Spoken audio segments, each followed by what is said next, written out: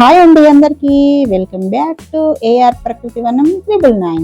ఈరోజు వీడియోలో మనం కొత్తిమీర మడి చేసుకోబోతున్నాం అన్నమాట. కొత్తిమీర కోసం ఇట్లా ధనియాలను ప్రిపేర్ చేసుకొని మనం గింజలు అలుకుందామండి.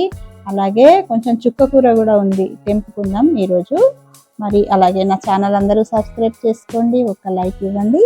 మీ ఫ్రెండ్స్ అండ్ ఫ్యామిలీ గ్రూప్స్లో అయితే మన వీడియోస్ అన్నీ కూడా తప్పకుండా షేర్ చేయండి.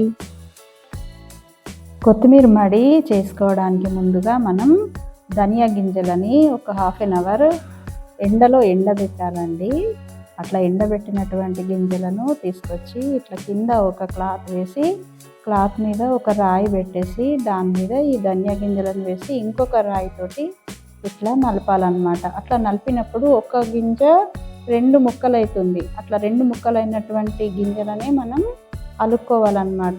ఎందుకంటే ఒక గింజలో 2 సీడ్స్ ఉంటాయి అన్నమాట, ధనియా గింజలు. కాబట్టి మనం ఇట్లా ప్రిపేర్ చేసుకున్నటువంటి ధనియాలను అలుక్కుంటే జర్మినేషన్ పర్సంటేజ్ ఎక్కువ ఉంటుంది.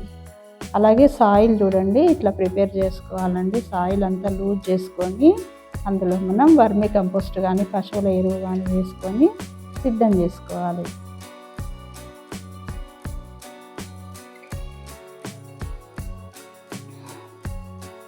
అలా తయారు చేసుకున్నటువంటి నీళ్ళలో మనం ఇందాక ప్రిపేర్ చేసుకున్నటువంటి ధనియాలు ఉంటాయి కదా, వాటిని మనం ఇట్లా చల్లుకోవాలన్నమాట. చూడండి,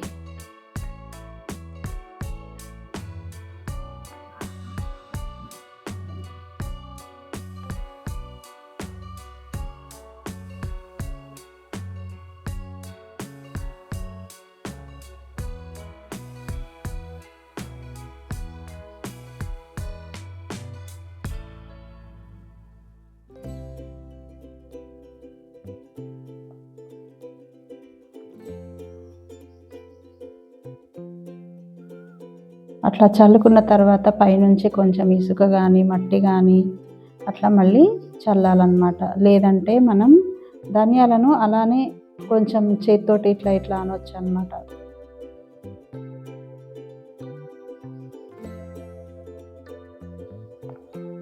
ఇదిగోండి చుక్క కూర, చూసారా ఎంత బాగా వచ్చిందో. చుక్క కూర కూడా గింజలు వేసి దాదాపు 1 మంత్ అవుతుందండి. ఇప్పటికి ఒక 5-6 టైమ్స్ అయితే మనం చుక్క కూర కోసుకోవడం జరిగింది. ఇది తెంపేటప్పుడు కేవలం ఆకులను మాత్రమే తెంపుకుంటామండి.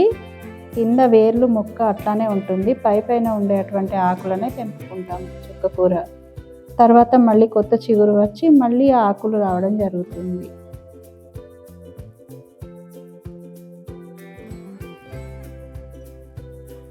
ఈ చుక్కకూర మడిని కూడా ప్రిపేర్ చేసేటప్పుడు అందులో పశువుల ఎరువు, వర్మీ కంపోస్ట్ అవన్నీ వేసామండి.